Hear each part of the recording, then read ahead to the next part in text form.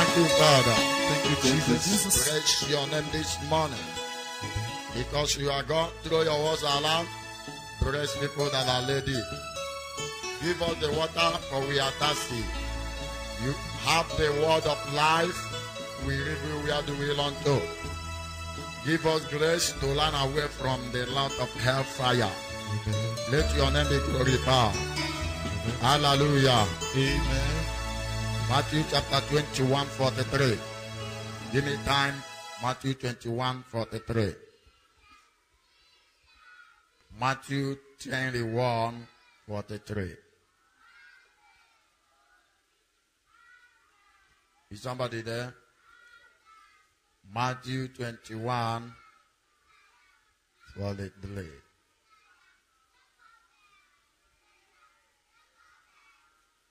Ogeruo mgbe anyị kwesịrị bịaru mmazụ nke eziokwu.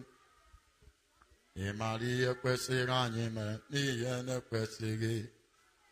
N'ihi na nlọghachi nke onye nwanyị dị nso nọ n'ụzọ. Ewo dị anyị chenu ndụ gị. Lọghachi nke dị ebube. Lọghachi nke ịhụnanya 43. Lọghachi nke dị ngọzi. Ma anyị kwere. Lọghachi nke dị ebube. So many messages are coming to me here, but I will handle them after sermon. Lọghachi nke ịhụnanya. Lọghachi nke dị ngọzi. Ma anyị kwere. Matthew 21, 43. This one is a fearful one. I think we are meeting a fearful morning one day. As soon as you die, you meet a fearful morning. So if you are not prepared, it will be dangerous. Myself, I'm trying to prepare, and let's help ourselves together and prepare. This morning, dimension and going may not be where you are thinking and going. Okay. Matthew 21, verse 42. Let's take 42 first. I will read, then you read 43. Jesus said it unto them. Did you never read in the scripture, the stone which the builder rejected, the son is become the head of the corner. This is the Lord's doing, and it is marvelous in our sight. Read verse 43. Therefore I say unto you, the kingdom of God shall be taken from you and be given to nation that bring forth the fruit thereof. Hallelujah. Verse 43. Verse 44. Can we take it together? And whosoever shall fall upon this stone shall be broken, but whomsoever he shall fall, it will grind into powder. Verse 45. Read together. And when the chief priests and the Pharisees heard this parable, they perceived that he spake of them. Verse 46, can we take the last? But when they sought to lay hand on him, they feared the multitude because they took him for a portion. Somebody say, God forbid. God forbid. I'm preaching this morning, God forbid. Help somebody by your side. Say, God forbid. God forbid. God forbid in your life. God forbid in your life. You can sit down, you can stand up any way you want it. This service, I know so many people now dodge the service. Demon. They dodge service in the morning, in the night they come. Some are considering transportation. Don't worry. God must surely deliver us from this poverty. Hallelujah. Or poverty, because if buses are running down a hill state, are picking people to center, I don't think I have any reason to miss service. But whereby you ride the Okada 1,000 in the morning, 1,000 in the night, they are considering these things. Okay, the place where we have just read, the God forbid. God forbid is my preaching. God forbid is my topic today. Hey. One of the things in this cover, when people are too busy now copying notes, and they don't the word of God anymore. So I will stop delivering mysteries. Just preach message plainly. Let it be plain. So that one could say copy note together. Don't. I saw a young man that came here the other day on your cross. No, I don't am against the cross. I can go outside now, buy cross, wear. But in Canada against the cross, I want to do Jesus. Image of the crucifix. Oh, yana boy. Crucifix. How did I know? Galatians chapter 3 verse 13 says, Christ has become core, and Christ became cause for us. Now Christ going to for us. Look at what second line says. He said, cause be he who is hanged on the tree. Cause. Automatically, cause. Sorry, sir. Ebeka Christ no na. Last Sunday Easter. Ebeka Christ no. Na n'igwe. Ka Christ no. Onye mere ndị a ihe ha. Jụ onye gị na ya na onye meriri ihe ha. Ebeka Christ no. N'obi. So Christ bilitere n'ọnwụ na n'obi. Mmekọta gosi ya na Bible unu ga-akwụ 5,000. Ebeka Christ no. Ndekwa ya. Inside your heart. Hebrew chapter 12 verse 2.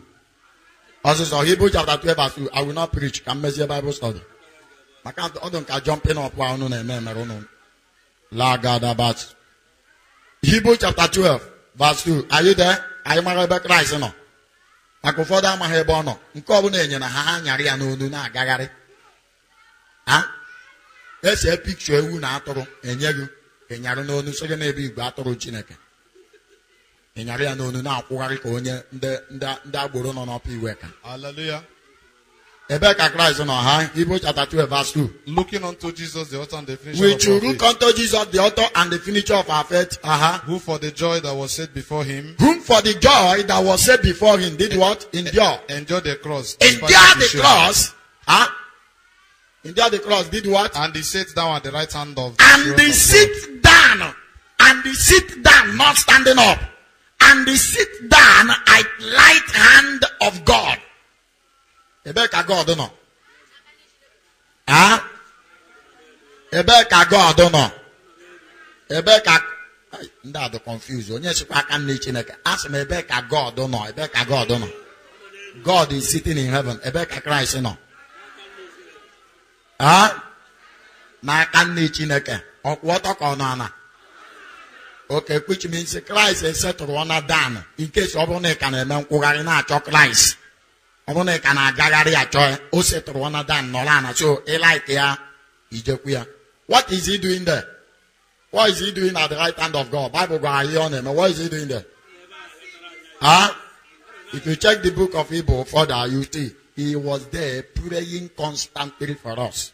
That's what Christ is doing. So I won't marry them intercede. Only them intercede. They are not hearing me. I said, I won't mama marry them intercede. Only them intercede from the don't do. So if one argument here, you carry them to Bible, make them long. Who is interceding for the living? Christ. Where is he? At the right hand of God. Sitting down or standing? Sitting. People should not deceive you. Unless Bible is not your standard, people should not deceive you for anything. That's where Christ is sitting. So, and taking you somewhere. God forbid. I want to start with an illustration.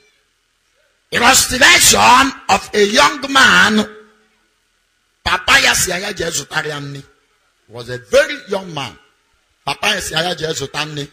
So, and this young man, a footballer, all like a football, too much. So, this young man, very early in the morning, he showed him a particular restaurant where he should buy the food, showed him everything, and sent him to a restaurant. The young man, he moved to a restaurant. Zotachani, Nana Putabidono Uzubo, Nato. From where? Ujerueba, Apobata na field. He dropped the food. Say some people now watch board, the observers. Abiko, Hanedorian Nianya. They were watching the food. Nyama buying a field. Immediately he entered the field, the system, the football changed. And I say, or they can pundi meruedi na kenan neti that day. Ebe kauno de rezibo manya iwena ngomanya baroka. I said, so enronya ma ba football otua. Ebe ke no all this while. The young man was there praying football from one set to the other, from one set to the other, from one set to the other until night came. Until night came. There is a power in deception. Until night came. This young man was completely distracted. Until night came. Onye football. He now remember, hey, my father sent me on an island. My father sent me on a message. He learned quickly. Jeruebe odebere nni oburu na umu ewu anakpofo ogeri nde enwe ha agbugbo. Umu ewu erisiana nni. Nni papa dere. The father was at home so hungry, waiting for his son to come home. What a disappointment. This young man came home with empty plate. Where is money? I use it to buy food. Where is food now? Go to. Let's eat them. That draws me to Matthew 21, where we have just read. Jesus nankume ndi na-ewu no jụrụ ajụ n'ọnya ka ejiri merụ isi nkụkụ nọ. Let me give you a prophecy in a short time. Now and next 7 days. Now and next 7 days. I see a garment of rejection turning to celebration. Amen. You don't understand what I say. I'm not talking to all of you. Anyway, particular people in this service. Now and next 7 days. I see a garment in your life called garment of rejection. Garment of shadbidi. Garment of frustration. Garment of shame. I see it turning to celebration. Amen. I see garment of sorrow turning to garment of joy. Amen. I see garment of nobody turning to garment of somebody. Amen. I see the stone which enemy has rejected turning to be the foundation, the chief foundation stone. Amen. If you are the one I'm talking to, say better amen to yourself. Amen. So Jesus said something. Then the rule of Jorajo, I run is in Kukuno. Can go near you work with this statement. Here you work with this statement, one and the Jews na Habo Abu Abraham. Nebunya go Hosioma, Nebunya go Hosioma, and mother way came Alaha, Hama Humble, Ebu changer. Don't be too familiar with God. When you are too familiar with God, a familiar spirit will not review.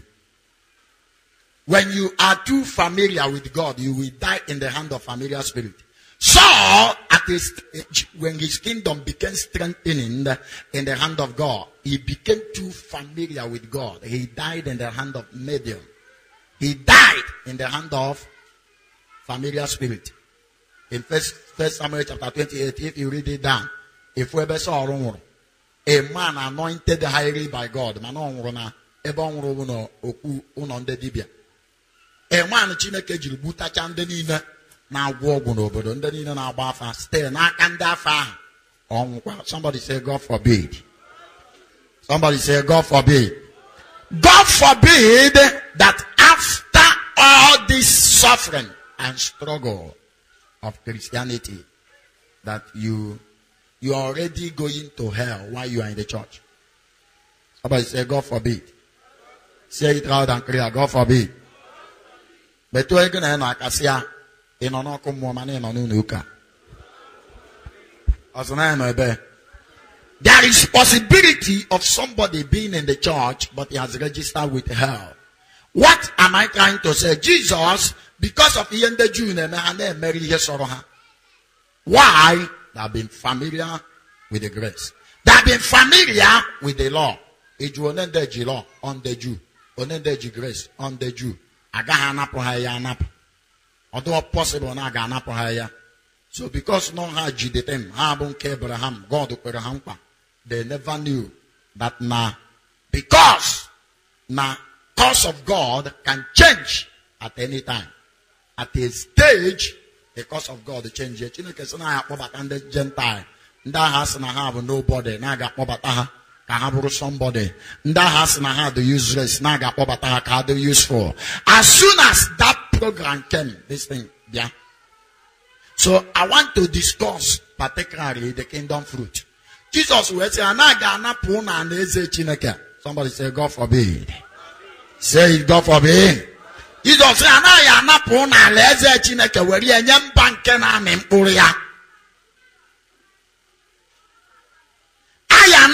the kingdom, the Jew. Abraham, because none have Abraham. And I know so many Christians, Kahanasi, Onyen Maya.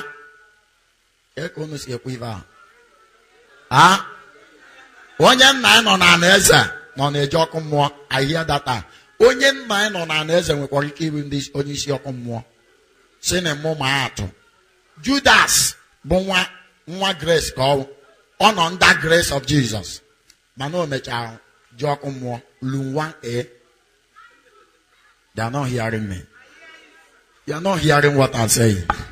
You may not like dimension I'm going this night.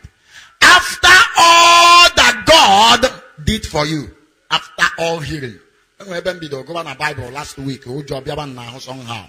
Now 1 Corinthians chapter 13. 1 Corinthians chapter 13. I'll say, Opuru no pupu amomade. I got him a kogari deal. Opuru ni sunile de. I got him a kogari deal. Opuru ni gwondioria de. After Wajandoria, I got that power. But there is something that will be permanent. What is that thing that will be permanent? He said the love of God. That is the only thing that will be permanent. If you have not been baptized with the love of God, you are baptized with the gift of the Spirit. At a junction of life, gift of the Spirit will abandon you. At a junction of life, prophecy will abandon you. At a junction of life, tongues of spirit will abandon you. Manankahi inweho. Nkahi ya na Bible visa. Hallelujah. Hallelujah. Visa. Here, you are in trouble. VISA. LOVE. If you don't have it, you are in trouble. LOVE is the visa. VISA. Visa to escape hell. And I want to bring it down. Because I discover that so many people now be able to okay. I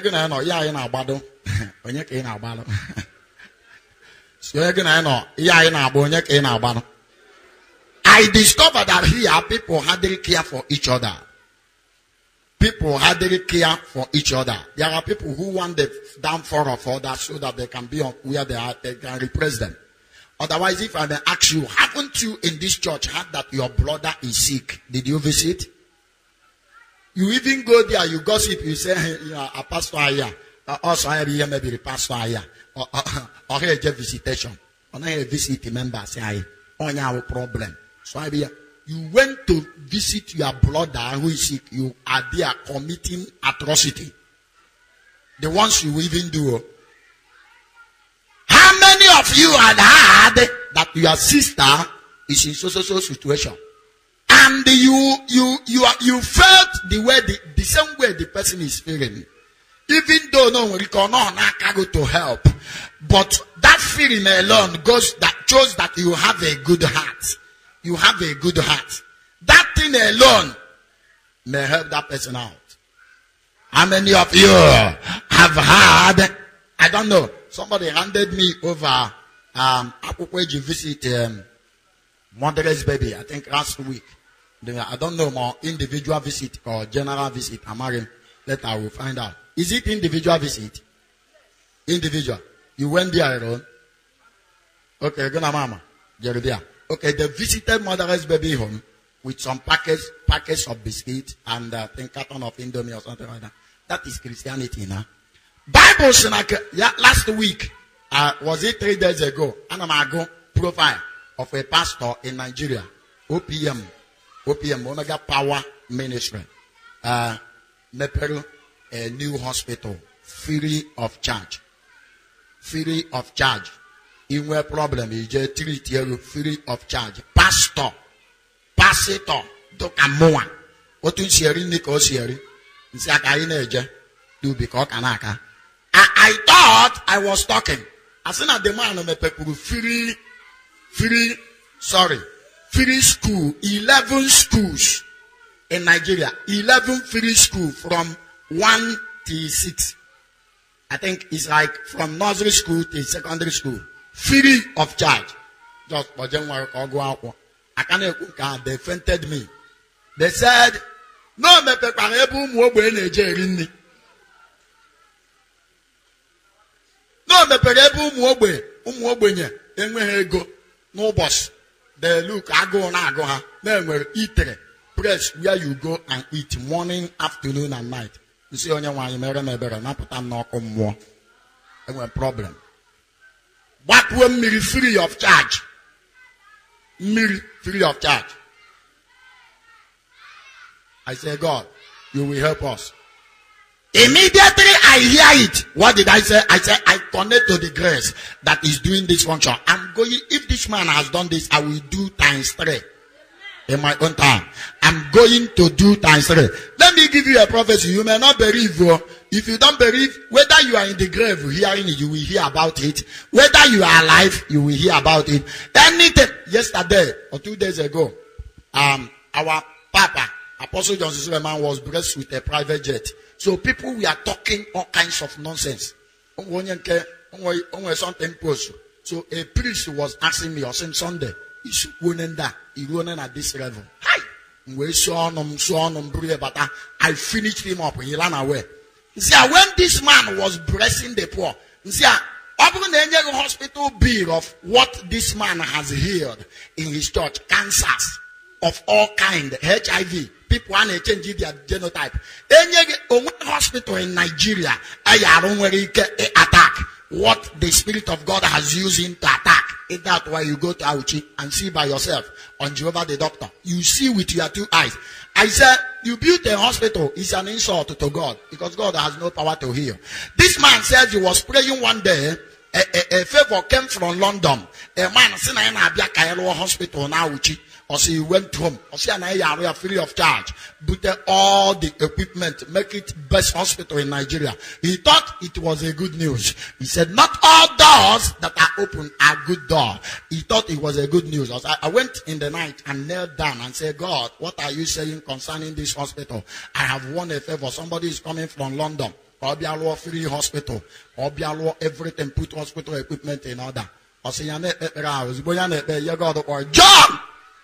Done. If you want to build a hospital for me, go to your father's house and build it, not in my house. I don't know where they are. If you want to build a hospital, go to your father's house, build it there, not in my house. My house is a house of healing. My house is not a house of hospital. Meaning that God made available power for healing. But that's not what I'm saying. Keep copying.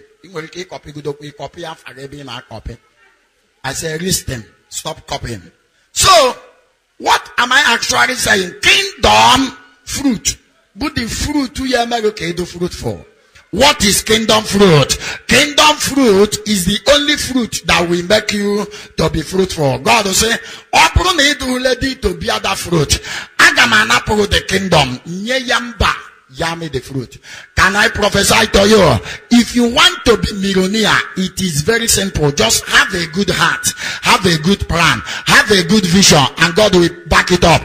I prophesy for every one of you hungry, every one of you that is thirsty to see him being used by God, to see yourself being used to help the poor, to see yourself being used in a society, to see yourself demonstrating the power of God.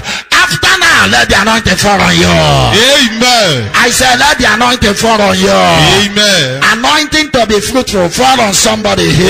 Amen. Anointing to be a fruit, fall on somebody here. Amen. When the Nabora Noru here and a Bakwa, I know what to do. Listen to me, it will come to you, Mabone do Genu. It will come to you. The anointing will come on you. Look at what God was trying to say. So, kingdom fruits. Kingdom fruit. Only one fruit. Manon were branches. So I will take you to that fruit. Galatians chapter 5. From verse 22 to 23. 22 and 23. Galatians chapter 5. But the fruit of the Spirit is what? The kingdom fruit. But the fruit. How can I copy Galatians? But the fruit of the Spirit is what?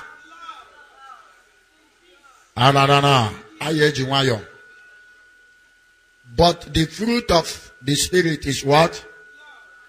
But the fruit of the Spirit is love. Are you there? Okay. Love. But the fruit of the Spirit is love. You're going to know. Email baptism. Are you baptized with love? Mayola. Onozieba. Omo the day you mapia biki anaka. Sia. Email baptism. Email love.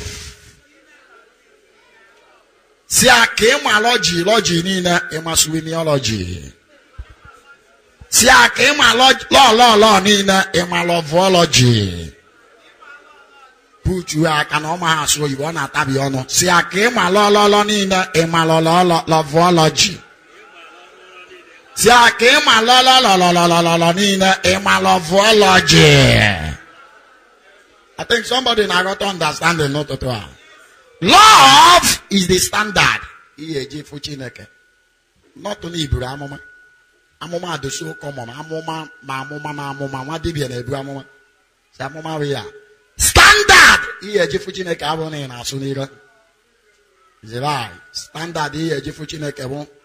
That you love your neighbor as yourself, not above yourself. Take note.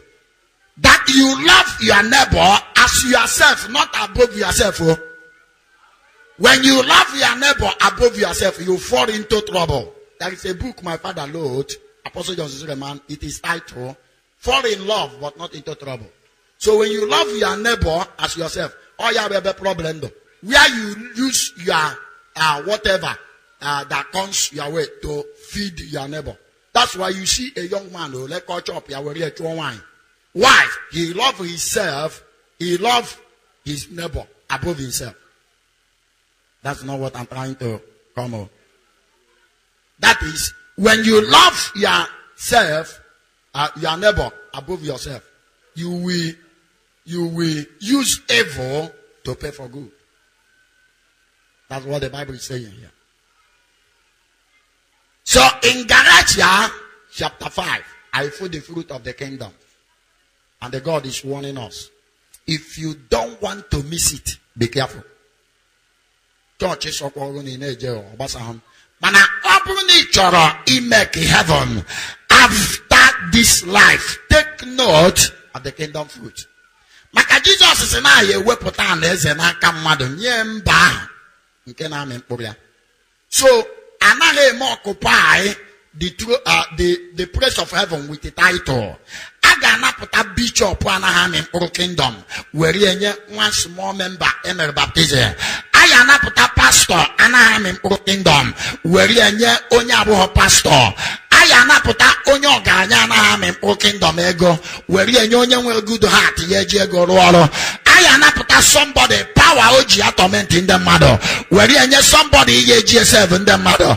And here I prophesy for you. So long as you have a good heart, something good will come to you. Amen. Something good will hit you. Amen. Something good will hit you. Amen.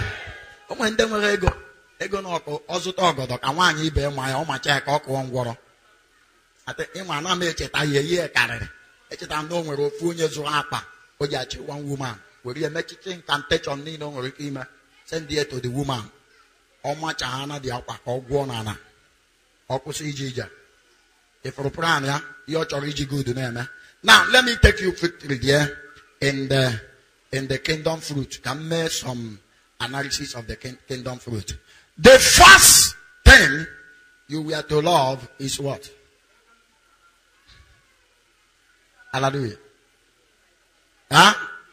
Galatians chapter 5, verse 22. The first thing you are permitted to love is God. Deuteronomy chapter 6 verse 4. Hear, O Israel, the Lord your God is one.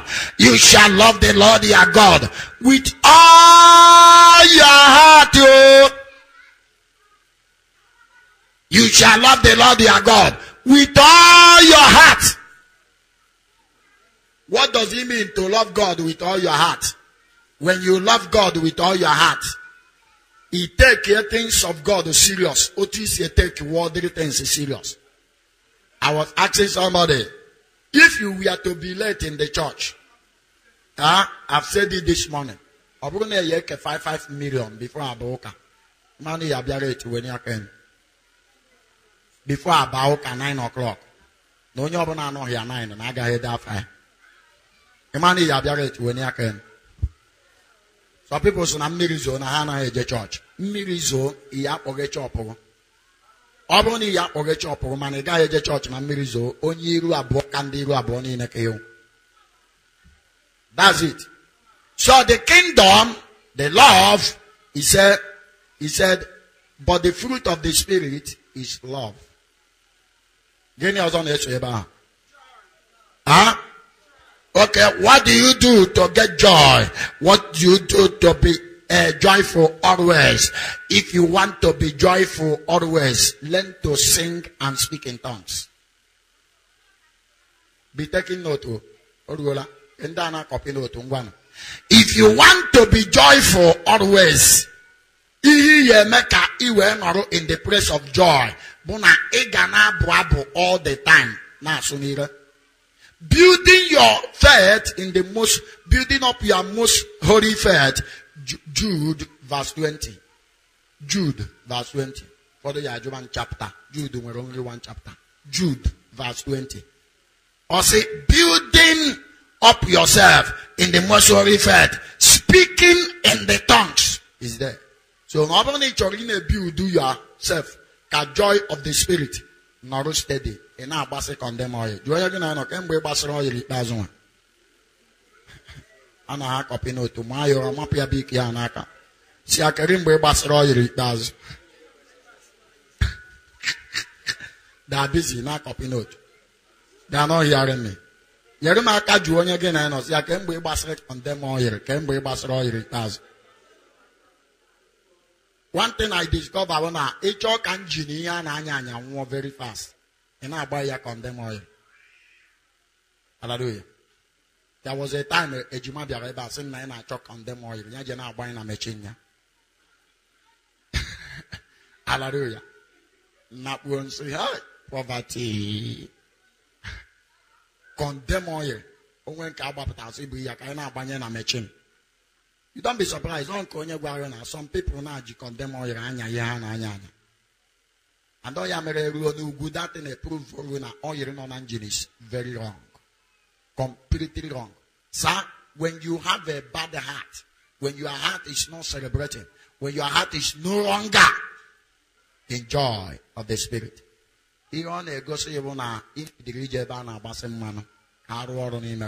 That's the essence why church is and when revival, when retreat. So that when you go to the presence of God, I pray for you. Whatever has stealing your joy, I see it coming back now. So joy, if you want to love joy, is to love singing. For that I can have.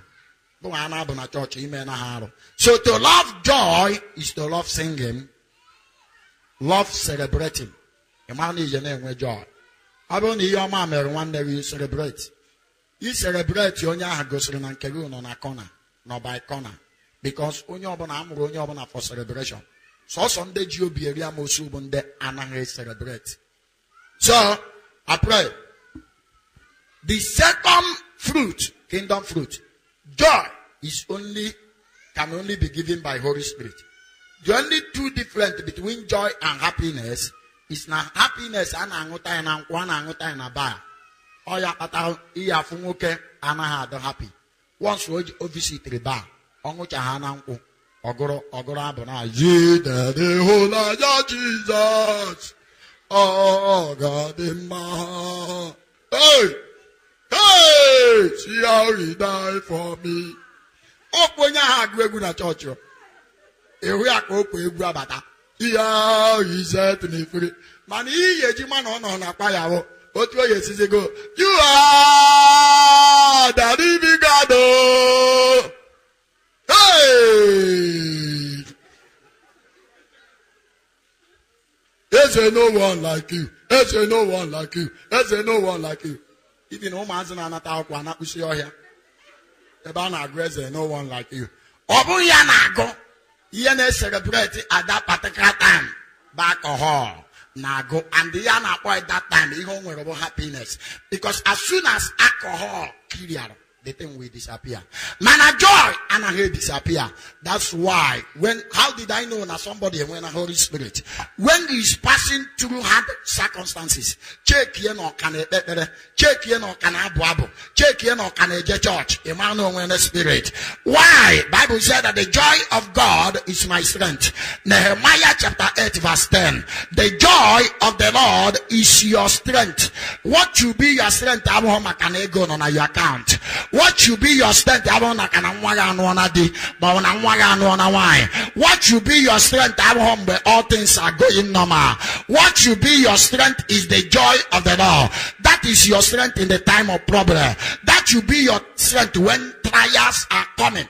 If you read the history of early matters, you discover that anytime I achieve early matters, Peter will go to prison. After now, from about the kingdom of God. In a few minutes from now, all of us will die. So don't deny class. After some time, Emperor Aputana na stadium, Ebana or gymnasium. Aputana Eba say, are those useless idiots. Say na have light of the world. Ngwana biano. Poputana how? Ngwa weru no otu. Inwoko ni jeku odom weru otu. Equal persecution of the early Christians. If you are having touch, if you don't have touch, you are not a Christian. Ebe you knew put up people where even for some days. I up to Mulayon after I met a tipo. You see how you have sticker, this speaker no ever. And I think we don't care. Occasionally, light of the world. No, we here go. Nagadi neba no barochiche. So we're ewu fuel. Kevi no sine muranyoko. Ebe we here go. Yamin on our lion, we wrote too evil. So, then Kewelako, a Ketabahana pool, war have fuel, and then walk on a york on a stadium, and our church. One in a back power. Then Kefrano, a mega lion, run! They begin to long. Before you see Keba and Rukebeno, you already pieces. Lion, a rejuafo. This is what they face. But the funny thing is that never put Christians can take your decision. If one they begin to sing because they are going to heaven. They will sing.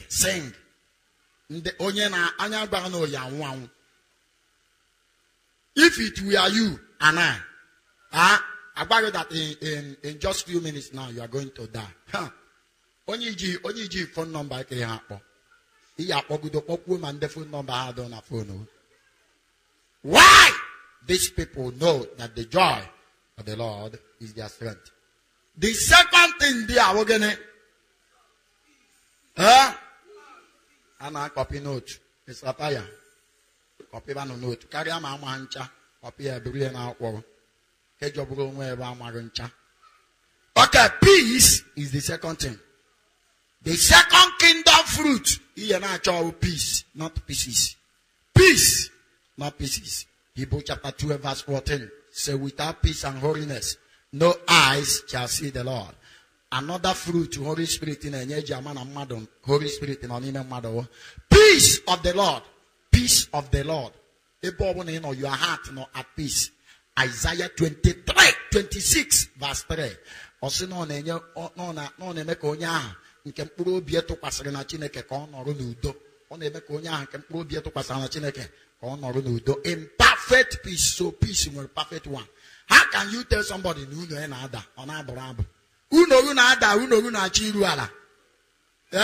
How can you bring a message to somebody, very dangerous message? You are expecting that person ka o je kwuo ụdọ ọ na-abụrụ abụ. By one of the great preachers in Igbo land, God bless in Igbo land. Say now the very day, Umuya4, very buru Umuya4, Yakaba Gotamuye. Nakaba Gotamuye. Like an Epugo and Miri because Umuya4, Kaba Gotamuye. The next news you know on a boss, AJ evangelism, and wouldn't know why ma go my yen on a boss, no one too evil. So when they brought the news to him by Emma, the normal song he used to die. When you want Yana make a legio, on no more Juru for the John O'Hara. Jidokwan yao, no, I own Copo on a Chicopiana, the news in a Chicopia. On no more Juru naked, Yabi Melendo follow mo, on no more Juru naked, Sionagan I know, Yemenio de ha. Pucho Yakasia, Yemenio de ha. When peace, Yana or peace, when they are sending you news of pieces, they connect yet to Pataria. They were sending news of pieces to Job. Job will say, Anna Jehovah will tell no Jehovah, no Jehovah will hear goes on. And I have you don't hear such a thing again. So for what? For what? The funny thing is that you are going to read all these things in Azokosi. You will read them. And only in a happy I some people ya ego mana nwa na abia na zo ha bụ onye ala. O ye read the money in 3 months. O ye read the money in 3 months.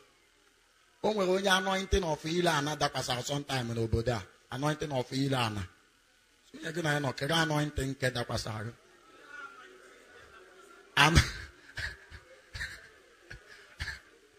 Anointing of ile ana. O depo ana de 1.5 oburu ego na achu ụmụ agbọghọ. As you were in Cobia, one born a la room, or put out die 11,000. So you're going to know, only Mary ha. Anointing of Ilana, only the anointing of different kinds of anointing. Now that was that. When they were anointing of gossip. Keep for Nehi, Yobana, no more Beronia, or to go to your gang, your boy and Isianabo. Igonia hated to nature. O boy and Isianabo. There must be something. Oh yeah, man, that is not a kingdom fruit. Peace, I pray for you. Look at him, Jesus. Master, oh, Master Jesus. Master, oh, Master Jesus. Wake up, oh. Wake up now. Sir, even before you call Master to wake up, Master is already waking up, sleeping. Master, the down. Wake up. Have you forgotten that he's a prophet? Have you forgotten that Jesus is a visionary? Now, even before a mother travel, at the end of the travel, he worst in Christianity with ignorance. So Alpha and Omega. A man have been in Meridian, no matter how they will end. Oh, these people are not hearing me. In also Alpha, Jesus is in our book of Revelation. I am the Alpha and Omega. Nsobu bia emano mana the end of the Nsobu. Patago Jibsen did the Nsobu. Or Sina John chapter 16 verse 33. Nimo wa unuge wato to tabu. Ma before I have already declared you a victor. Even before those nonsenses we are coming your way, I have already declared you the end. I have already declared you a victor. Before Arabia, you win one. So you're gonna know. Now I will win before Arabia. Wasia ya ikesia na haro healer. See a healing before sickness, see an riches before poverty. If you make a joyful noise, you are the one I'm talking to now. Satan is a bastard. Hallelujah. So peace, one of the things God do you. Whoa. You see, I need to chill on you, no naka. I got a quick ida. When you no naka, man, I'm Miriam Zono, Yabacha. Oh, yeah, in peace. Amazero with this prayer house, Ijeba no river. Amazero with this one, Ijeba ta wakazi, Amazero Yunka, Ijeba Hakairo Ahebo, Amazero with this one, Ijeba Hakweken again a Piaromo, Amazero with this one, Ijeba and Hasagania Eruacha, Amazero with this. Before you know it, you are scattered. That's why when you are not under one grace, when you are not under one grace, you will put yourself into many problems because this prophet will prophesy this to you. So you know, this prophet is saying, ha, no checking. This one is saying, witches and wizards. This one is saying, ha, mbosido tu apple nama. Otu onye. Si onye gina no, or gina kamera. Ọkwụ otu onye ka ihe a niile na-ada n'isi ya. Onye nke asị ga-apụ n'ama, onye nke nye ga akwụkwọ onugbu taa, onye nke na osiri na mmiri akị oyibo ka a ga-ejisa gị ihu nsogbu ga na final. Onye nke na osi na onwe one prophet ya kpọrọ na phone, sometimes somebody kpọrọ phone, si ya na oyi abịa ekpere. He connected me. Ọ sị na ị ga-abịa ekpere, so press. Nsị ya, ọ gwara na ebe ahụ ị na-abịa ekpere na prophet na ebe a. No, ya na ihe afụ ụzọ. My problem I nwere in this generation bụ na ndị mmadụ ji aka awine na aka krọk o jee ebe ha chọrọ ihe ha chọrọ ka ọ na-akụ ọ bụ ihe Chineke chọrọ ka ọ na-akụ n'ọya ha chọrọ ka ọ na-akụ si n'ọya bụ na ihe afụ ụzọ maka ọ bụ na ị na-afụ ụzọ ị nweghị ike ije ebe arụsị dọ tụwa arụsị anaghị egbu arụsị anaghị ebu arụsị. That's it. Open your hands after now. Men on a check. Mana on a check. Receive peace. I say receive peace in this service. Receive peace of mind. The peace of mind. Peace of mind. Hallelujah. So peace, you were inside. They were put outside. When you have peace inside, and I whip down peace outside. Peace is very, very important in your life. Peace in your marriage. Inwe hana peace. Ana heme poto. Nwoke a na-akpọ Symmetry Gosword yecha crusade bata. Oche niile nọ na paro ya na enu na aritu. Bim gbogbogbogbogbogbo. Bim gbogbogbogbogbogbo. Oche na arigo ọ na aritu. Bim gbogbogbogbogbogbo. Oche niile nọ na palo. Symmetry Gosword, what did he say to them? Oche flames. Oputa. Obata na paro ya ka ọ nọrọ ana. Oche niile na eburu n'elu na aritu. Osia, friends, when you finish your praying, put my coaches in order. Good night. They are not hearing me. Ndenyi, unu gube egwu na para obe ngwucha ma ọkwa ndobere m oche m otu ọdụ. Unu wee bido buru n'ibe n'obutube. Anakpuo ne m ụra. Okpekwu ekpere anyasị. Mana ọ bụrụ ofu okwute. Ọ bụdụ okwute. No mango ụsụ jere bute. N'abalị pụtara na ọdanahịa daa na gbamgbam 2 hours ị ka na-agụ enu nwụrụ ọkụ a na nwụrụ ọkụ enu nwụrụ ọkụ a na nwụrụ ọkụ ebe ka ị ya ọnọdụ nwa 2 hours ka ị ka na-agụrụ ekwensu enu fata tata ka ọ ya bụ ekwensu na ị ga-anwụrịrị taa ekwensu anaghị anwụ ọnwụ nọ na anwụ ọ ka anwụgo na Jizọs yere egbu ya bifo ya bịa. I said it before. He said and die. So I have Satan so that he just nonsense or Piago Koboko Piago na church. Or your cage will have Satan. So no matter how you try to, that is song is wrong. That song is wrong. It's your excuse. It doesn't die. After some time. So, abundant your peace, you love to rest. Abundant your joy, you love to sing and celebrate. Celebrate it. Abundant your peace, in a lasting peace inside you. Where you see no other borders in you.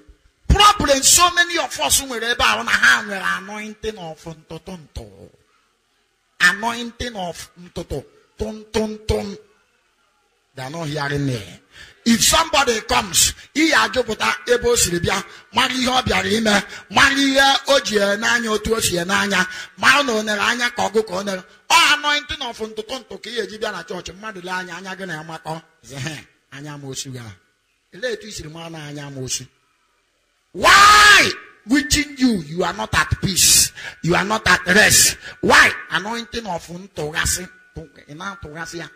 Oya ijeruo na marriage. If wife na tonto nya na nwoke anaghị ebikwata. It's as simple as. Mo praise the Lord. If nwoke na tonto why also jiri carry nnu n'ofe a? Why also jiri carry nnu n'ofe a? Ọkpagara ngi na mahịa ari ọsọ idiot a. Why? Anointing of ntotototo. Tolerance anọghị in his life. If you see a man in marriage enwe tolerance, o nwere ike iji dofu okwu oye ekwu 7 days. Otu okwu. No tolerance. Ya na-akpọ tolerance bụ ama na this thing could be a mistake. You just leave it. Even if it is not a mistake. Sir, mistake your wife will marry the mistake. They are not hearing me. Onye no n'akụkụ ụmụ nwoke isi asa. Ọ bụrụ na onye no n'akụkụ ụmụ nwaanyị isi ama. Si ana mistake digi mere obogo mere mistake nwunye gị mere go marry the mistake. So stop complaining. Ọ bụrụ na nwunye gị usiri ofe nnu wee ṅaa ya, o nwere ike ọ bụrụ ajụjụ nwaanyị anya na kitchen. Asị ya na bed. Ajụjụ ya anya o je ya nnu ọma mgbe ọ gachara one packet. It become problem. Ngụnwa bụrụ ọga irere asị ya, I love you, I love you, I love you na-eje na kitchen. I love you, I love you, I love you. I love you abụghị sọsọ n'ime room. I love you na-ebi ọnịa nsọ. I love you, I love you, I love you nwere ike na-esu ụsọ. Nwaanyị a na-ebi ụgụ.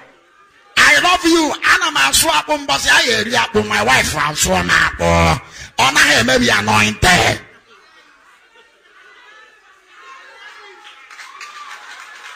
Ask my wife. I dey cook, oh, I dey cook. I don't preach what I don't do. Mana ama no we ndị nọ ebe a na-achọ ịnụ nwaanyị okokporo ha amaghị esi mmiri ọkụ tọkụma ọfụ ime garị ebe a ka problem nọ. And that is why mbọsị ọbụla nwaanyị anọ n'ụlọ ọga restaurant ọga gagide ọga nere ebido ịzọ mara eji azọ. Repent. Let me say it. Bịa ụmụ nwaanyị nọ ebe a nwunye gị di gị sị ha anaghị I love you mana ọha abịa na kitchen. Ọha abịa na kitchen from week to week. No nata balance ya. Ya nne anyasị.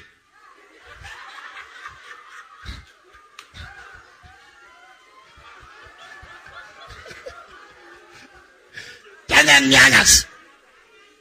Ya nne anyasị. Akụkọ na ekwu ọbụrụ na akamụ ahụ agụ na sister gas akamụ ka nya amụkwụ n'ụtụtụ a. Nwaanyị na ihe a na-eme. Nwaanyị nwere small strength. So when you overlabor them, also cheno yo no crayfish, also overdose. In a tazid also nebaka or say yes, I did it well. A balance nimuno, I love you.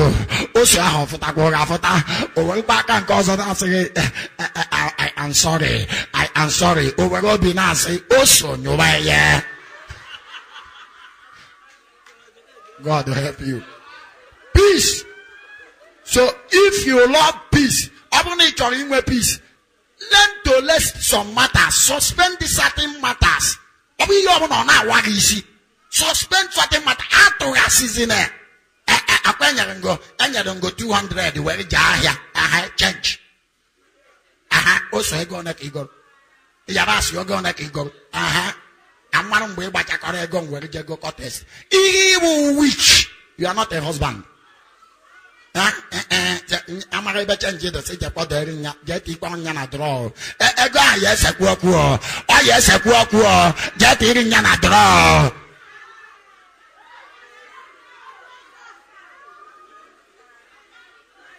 Wine car, oh no.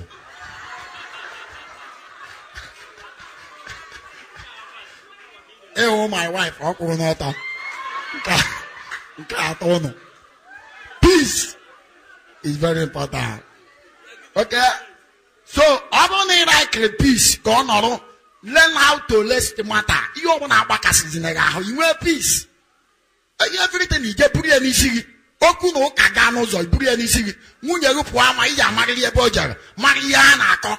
Before you Jurassic, 2 weeks. In our Jurassic, Kinikina Jurassic. Nato, Totonto.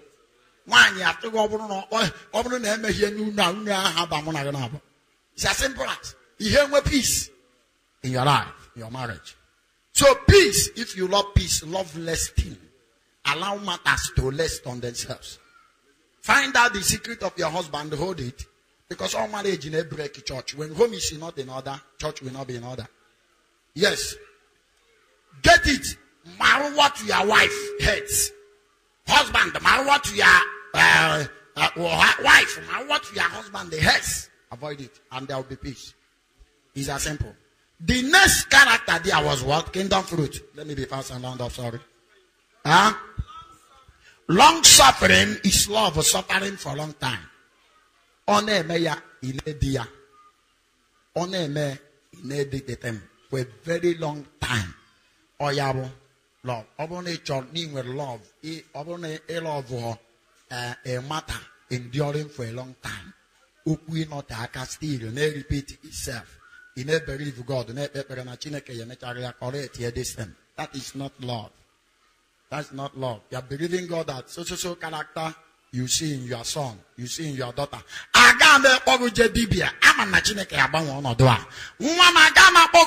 long press.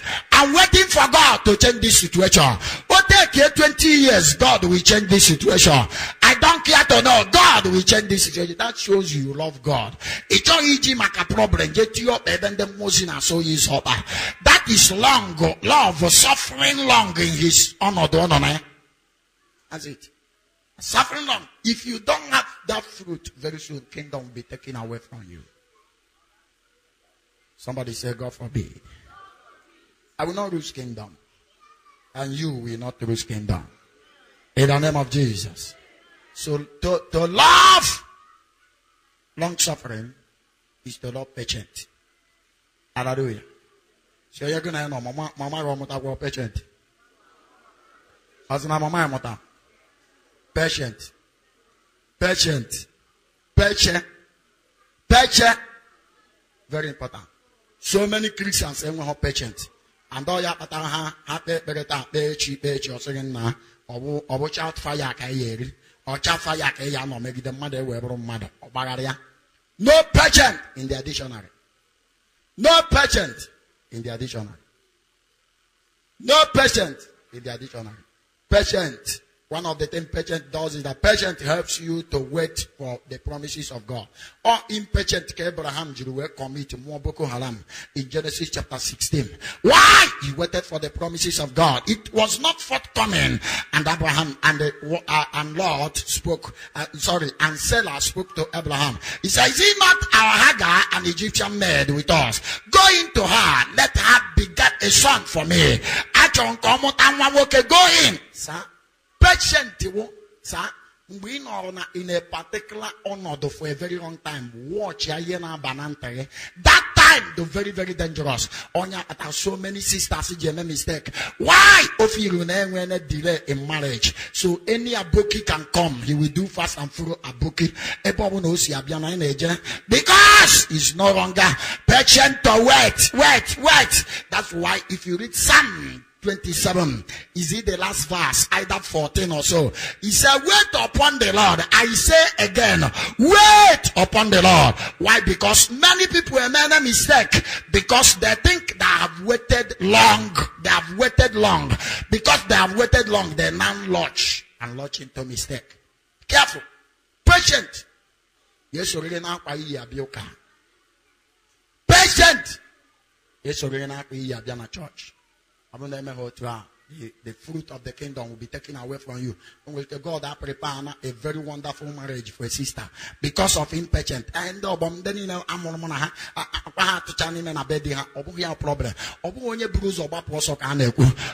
anointing of overtaker is upon you. It's not about the age you marry, it's about the age you stayed upon the earth. Was the promises of God fulfilled upon you? Abraham, check it out. If Abraham no kukwe, I can make correct an impression. If Abraham no kukwe Christians, you see from Abraham. Yeah, Jesus, you see from blessings of Abraham. Yeah. I want you to get it today. Abraham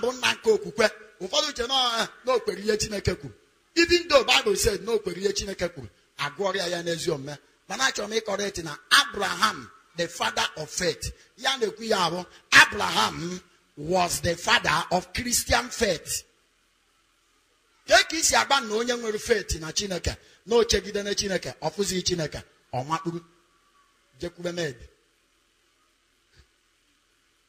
Ọkwa nwere okwukwe, ọ makpuru jekwube med. It's like a woman that has waited for long. Nwa ekwe ha abịa, oji aka eme ihe ndị oyi eme ka nwa abịa. By fire, by force. So patient is very, very important. Somebody say anointing of patient. I didn't hear you. Anointing of patient. Fall upon me by fire. What is the next kingdom fruit there? I must finish it. Huh? Gentleness. Gentleness is a strong person. Gentleness. Gentleness. What is gentleness? Gentleness is without intention, spirit of harm. Spirit of harming. Mother inaga when intention of harm onyobana. Ndefra nina agana have very intention of onyobana enweteru they will kill you. The onyobana about their enemy. Sir, gentleness is spirit when it is in you. Oh ye mego ega onyobana enough we get not suspect. When people who have so much fear that they are suspecting onyobana half from an enemy. Onyobana ozuguna road or chore come out. Or job na ambongoka. Gentleness is a spirit that makes you to win favor. Gentleness. If you want to finish the man, you learn how to be silent. They are not hearing me. You learn how to be what? Silence. I want to dig it a banquet for 1 week. Silence is a very big, a very powerful tool to appreciate the joy of sound. Through silence, you earn the joy of sound. If you can emit a pot, as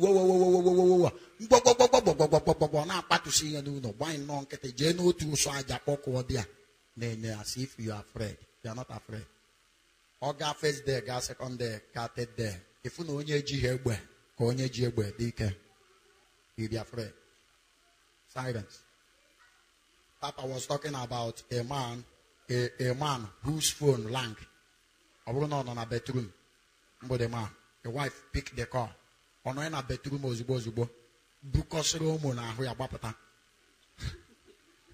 so many people are in problem. Take a mother's in a bedroom now, our phone hearing you because ufu foncha. Wapatako blue phone here.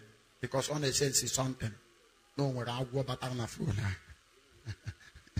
No where I'll go back on the phone. So unfortunately when you come out. Careful now. I'm a neighbor with a phone now. If I had a phone now. If I had a give me that phone, idiot. Already a phone.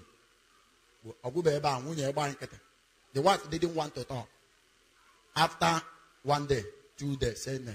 Okucha text message on a phone for something that is against their marriage. He waited. After some days, munye go on a text message. If you about open appears with the man. Obido go back text on a phone. The reason why he sent it was this. I didn't know local office before, so you're gonna know answers because of silence. See na silence na chopota answers. See na silence. Go on again na see na e bankete na chopota answers. What can you confess? You go back text message. I'm not that text message in a way.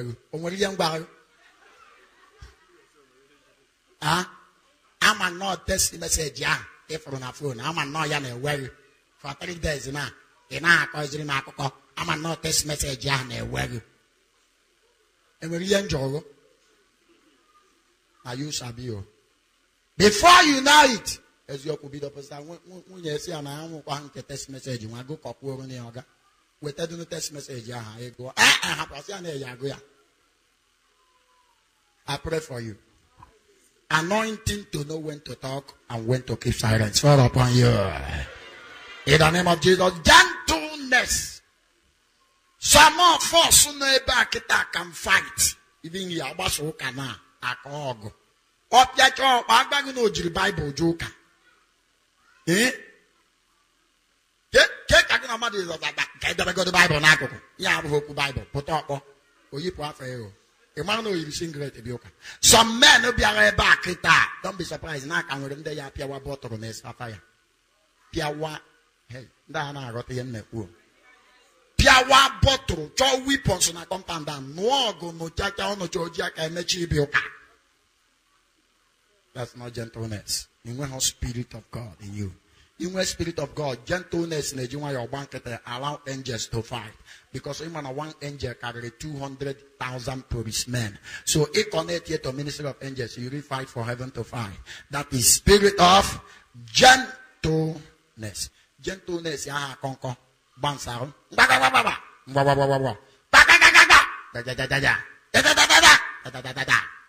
It's a very sure God. Mama, I'm in a just fire. Fire on the boat to alcohol. That way. We are going to in a church. And then I pray. Then maybe I have not gotten such a news and I'm not praying to get. I'm not going to mad in eBay. GRC or God on our back. Huh? God will help us. We are heading somewhere. Put up the coat of gentleness. Na mmadụ gba nkịtị apụta n'ọdụ week. Ịgba nkịtị gosiri na ịdụ mature. Certain issue na-eme ịgba nkịtị. Ihe eji ama a powerful man is how you kept quiet in the midst of storms. How quiet you are in the midst of storm. What was the next one? Let me finish.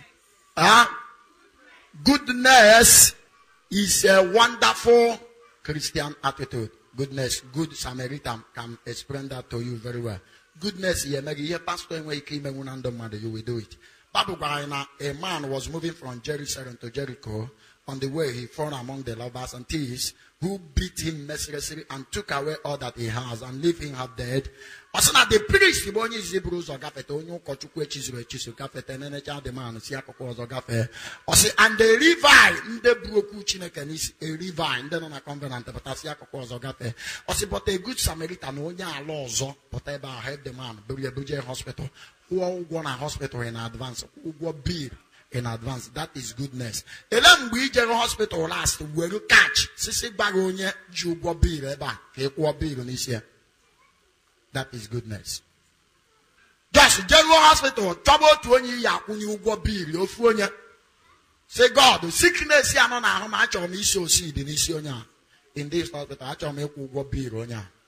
A qua beer, ya make heat ya name, yet he have a one ya no go thank you. That is goodness. Goodness is when you do certain things in secret that brings joy to people in public. That's goodness. So you're gonna not be good. See, yeah, it is good to be good. Goodness. Be your character. Yeah, we're gonna mad make a child. Somebody is not hearing me. Somebody is not hearing me. Goodness is character. Mgbe mmadụ n'itiri gị etu gị na ị na-abọ ma ekene okenere ma akụkọ unu kọrọ akọ ma aka o nyere gị ma ọ bụ aka gị nwa nyere ya ya eme taa orukpe echi niile ịpụtakwa sọnwụ ya gụ na onye ahụ aka nwekwa ike na ofu ebe ọnya bụ goodness. Ọ bụ na gị na mmadụ nwere ike imekọcha ihe taa na enweghị ike imekọ ihe tomorrow. Ị na-idiri ibe akwa for yourself. Ọ bụrụ na saa which call you will your own character change. The Bible says overcome evil with good. Okay. One man nenya so na blog on the serious so Apostle Suleiman go moto so Adeboye go moto uno kana freeze. Do you know now na papa does 1 and 2? He said they started talking by February. Also now boy na you guys say on the Bible. Now, Papa said for one day, you na on a abuse. Now, I hear say you are apology. When you make your job, man, on make your job. A demand is an apology. When you person in your catch or in your man, on make your job. Don't demand for apology from anybody. When you finish them with character, you can be apology. If your husband is harming you, or mother is harming you, keep following with goodness. Ejina makana diya na he behave which aware or ozere na phone. Ya! Aha! Kwa. Banyo phone. Hallelujah. Ejina makana nwunye ga na he behave very well. Or na phone is like long service. Mani na anu ya na-ekwu. Mana onya were test alulu ana na ka okita. Hey, service. Pochi ya ana ma anu. Chere emecha eje ma akpọrọ. Banyo. Why? Ocho no voice onya. On it service. Service. On a break. Emecha akpọngo. Na ka odo. Onya were test alulu ana. Ima ana ma akuzuru na alulu ana na. Basi akpọrọ na phone icho ha iza ide service. Hey, service. Why? Goodness. How can somebody comes to you? You are zero level. You are spirit, everything. Why? In your life, it's not seeing any good thing. That's why I had you do. Can a good thing come out from Nazareth? That question until something comes some other day. Jesus went to Nazareth and healed the sick and left the dead to prove to them that good thing and come out from Nazareth. I pray for you, anointing for goodness. So anointing eji ememma. Yada kwasago. Si abido meremma. Si a idara ni mmadu bia je ekute nniku ya ja sizie na oheri. Si a nwanne mere na nso mere na ele mere na nso.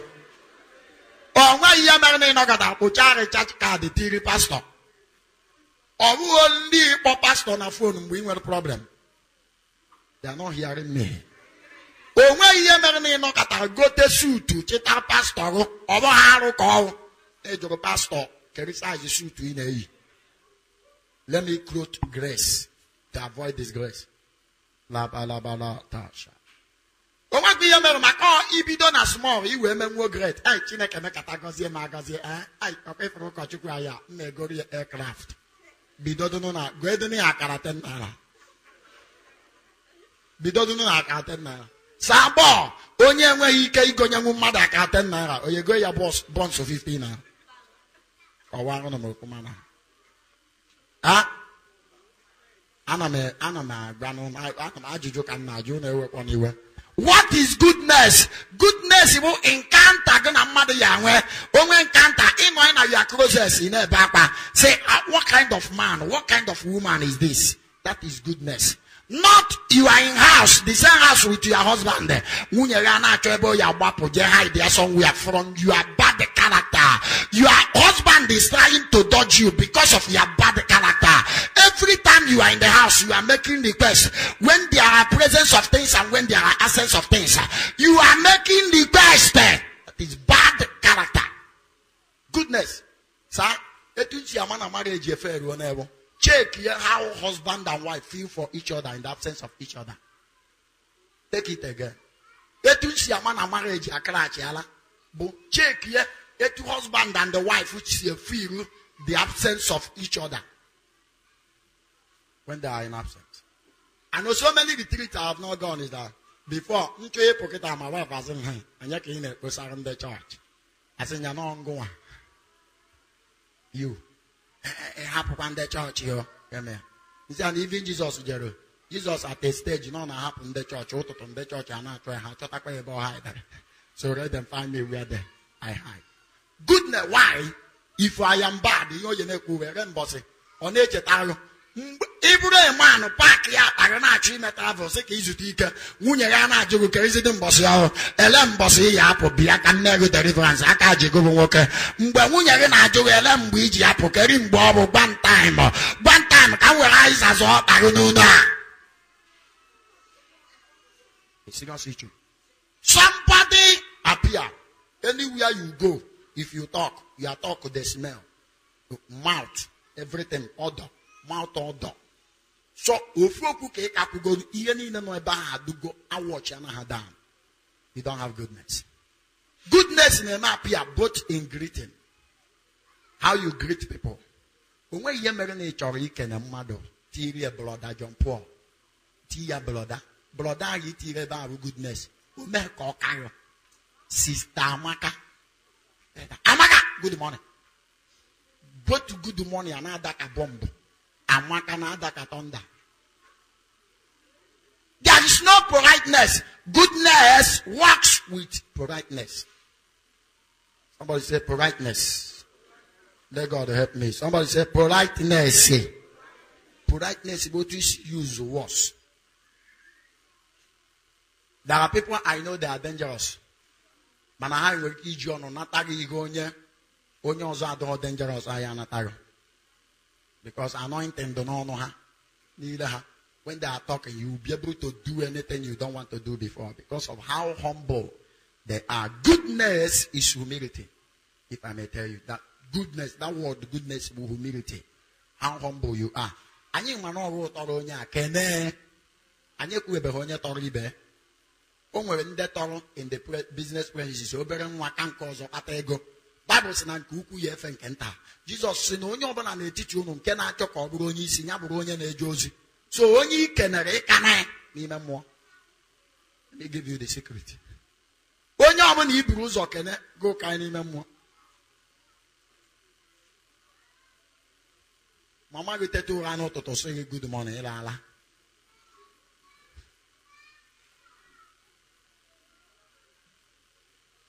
Is it serious? Papa gị tete ụra n'ụtụtụ sị gị good morning ịla ala. Ya harụ good morning, no prepare for morning. That's it. Goodness. What one? Kerin calls on Abraham. Faith is another fruit of the Spirit. I think it's like how we. Let me pause it here because I can read some other ones here every time. Faith, kindness, self-control. I think remaining by Sunday I'll hand it up. Goodness. Let me stop here before I pray. Somebody say goodness. Anointing of goodness fall upon me. Again, na pata goodness. Nando made. Ye na pata goodness. Psalm 23 verse 6. Ye na pata goodness for mercy. The Bible says goodness and mercy shall follow me. So ebo na for goodness, marana mercy abiara. When God will show you mercy and change your life, you begin to behave good. When your life has not been changed by the mercies of God, there is nothing good. Goodness, nando wanya agabonwo no mutara. Ya gosi na God, e gosi na mercy, nye goodness. Onwe ka wanya aga yesi asena na nya anata mercy. Where is goodness? Goodness, from poverty. Mercy. Evidence, prosperity. God, mercy. Where is the abundance? Jesus said, I come to that they might have life and have it abundantly. John 10:10. I come that they might have life and have it abundant. So where is abundant? If God has shown you mercy. When Onyene criticized a private jet, he was on Facebook. I entered and said, sir, he criticized a private jet. Can you pass through what this man passed through? A man that spent 19 days in the presence of God, no food, no water. Any resist to see 7 days. Talk more, 19 days in the presence of God. He paid the price for greatness, to get power, to heal the sick, to get power, to set people free, to get money, and the show kindness to people. You not our anointing to criticize. Anointing to criticize. Announcer, sir. The death of Jesus, I want to correct something before we pray. The death of Jesus was a substitutional death. Then it was substitutional. If I want you, this is you. You. And before Calvary, go and how did I know? 2 Corinthians 5 verse 21. Or see, only then when we may hear on the so this is a substitutional death. When Jesus came to die for you and I, you are the one to stand them. That was Barnabas. Abraham up 2 prisoners, Jesus and Onya. Up one prisoner. Every year, na pirate in release 1 prisoner to go. So up Barnabas. Organic Barnabas means Barbas.